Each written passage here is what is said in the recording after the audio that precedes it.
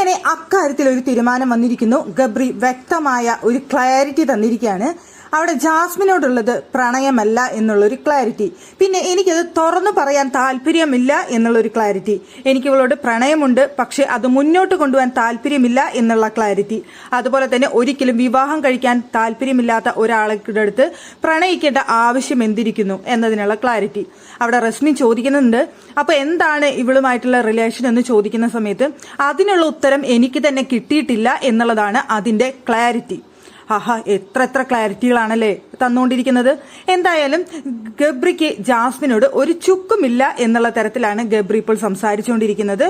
നിനക്ക് വേണ്ടെങ്കിൽ എന്റെ അടുത്ത് മിണ്ടാതിരിക്കാം, എനിക്ക് മിണ്ടാതിരിക്കണമെന്നൊന്നും എനിക്ക് തോന്നുന്നില്ല, എനിക്കതിനെ മിണ്ടാതിരിക്കാൻ പറ്റുമെന്നും എനിക്ക് തോന്നുന്നില്ല, പക്ഷെ നീ പറഞ്ഞാൽ ഞാൻ മിണ്ടാതിരിക്കുമെന്നാണ് ജാസ്മിന്റെ അടുത്ത് പറയുന്നത്.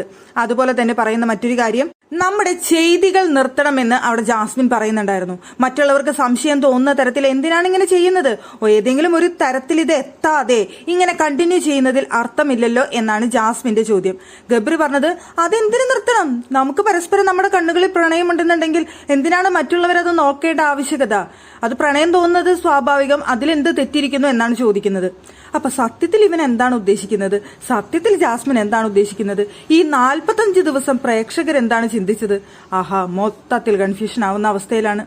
എന്തായാലും ഗബ്രി ഒരു കാര്യം വ്യക്തമാക്കി, എനിക്കെന്തായാലും പ്രണയിക്കുകയാണെന്നുണ്ടെങ്കിൽ വിവാഹം കഴിക്കാൻ പോകുന്ന പെൺകുട്ടിയെ മാത്രമേ ഞാൻ ആത്മാർത്ഥമായി പ്രണയിക്കൂ, വിവാഹം കഴിക്കാൻ പറ്റാത്ത ആളെ എന്തായാലും ഞാൻ പ്രണയിക്കില്ല, എനിക്കെന്തായാലും ഇവളുടെ അടുത്ത് അതിന് മാത്രമുള്ള പ്രണയമില്ല എന്ന് പറഞ്ഞിരിക്കുകയാണ്.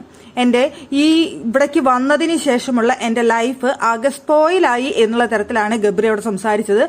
എന്റെ വീഡിയോയിൽ ചേച്ചിയും ചേട്ടനാണ് വന്നത്, എന്റെ അപ്പനും അമ്മയും കൂടി വന്നില്ല. ചേച്ചിയുടെ മുഖം തീരെ സുഖമല്ലായിരുന്നു. ചേച്ചി എന്നോട് പറഞ്ഞത് ഒറ്റയ്ക്ക് നിന്ന് കളിക്കാനാണ്. ഞാനിവിടെ ഒറ്റയ്ക്ക് നിന്നിട്ട് തന്നെയാണ് കളിക്കാനായിട്ട് ഉദ്ദേശിക്കുന്നത്, അങ്ങനെ തന്നെയാണ് ഞാൻ കഷ്ടപ്പെട്ട് കളിച്ചു പോകുന്നത് എന്നൊക്കെയാണ് ഗബ്രിയോട് പറയുന്നത്. എന്തായാലും ജാസ്മിനും ഗബ്രിയും ഇതുവരെ നടത്തിയിരുന്ന ഡ്രാമ ഇന്നത്തോടുകൂടി അവസാനിച്ചിരിക്കുകയാണ്. അവിടെ ജാസ്മിൻ തന്നെ പറയുന്നുണ്ട്, എനിക്ക് എന്തായാലും കിട്ടേണ്ട ഉത്തരം കിട്ടിക്കഴിഞ്ഞു, ഇനി എനിക്ക് മറ്റൊരു മറുപടിയുടെ ആവശ്യമില്ല എന്നാണ് പറയുന്നത്. ജാസ്മിൻ ആണെങ്കിൽ ഗബ്രിയുടെ അടുത്ത് ഒടുക്കത്തെ പ്രണയമാണ്, അത് ജാസ്മിൻ അവിടെ സമ്മതിച്ചു കഴിഞ്ഞിരിക്കുന്നു. പക്ഷേ ഗബ്രി പറയുന്നു, എനിക്ക് വിവാഹം കഴിക്കാൻ താല്പര്യമില്ല, എനിക്ക് വിവാഹം കഴിക്കുന്ന ആളെ ഞാൻ പ്രണയിക്കുകയുള്ളൂ എന്നൊക്കെയാണ് അവിടെ ഗബ്രി പറയുന്നത്. എന്തായാലും ഗബ്രി തലയൂരാൻ തീരുമാനിച്ചു കഴിഞ്ഞു. കാരണം മറ്റൊന്നുമല്ല, ജാസ്മിൻ ഇല്ലാതെ മാറി നിന്ന സമയങ്ങളിൽ തനിക്ക് ഒറ്റയ്ക്ക് നിന്ന് നന്നായി ഗെയിം കളിക്കാൻ കഴിയുമെന്ന് ഗബ്രി അവിടെ മനസ്സിലാക്കിയിരിക്കുന്നു. ഇപ്പൊ ഗബ്രിക്ക് ഒറ്റയ്ക്ക് നിന്നാണ് ഗബ്രി കളിച്ചുകൊണ്ടിരിക്കുന്നത്. പവർ റൂമിലോട്ട് എത്തി. അതിന് മാത്രമല്ല അവിടെ പൂജയും സിബിനും ഒക്കെ സംസാരിച്ചു നിന്നു ഗബ്രിയുടെ അടുത്ത്. ഗബ്രി അത്ര നന്നായിട്ടാണ് കളിക്കുന്നത് എന്നുള്ള ഒരു കോൺഫിഡൻസ് ഗബ്രിക്ക് വന്നിരിക്കുന്നു.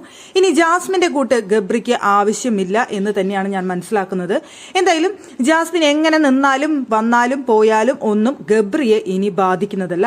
ഗബ്രിക്ക് ജാസ്മിന്റെ അടുത്ത് പ്രണയം എന്നുള്ളൊരു വികാരമില്ല. വിവാഹം കഴിക്കുന്ന പെൺകുട്ടിയെ മാത്രമേ താൻ പ്രണയിക്കൂ എന്ന് അടിവരയിട്ട് ഗബ്രി പറഞ്ഞിരിക്കുകയാണ്.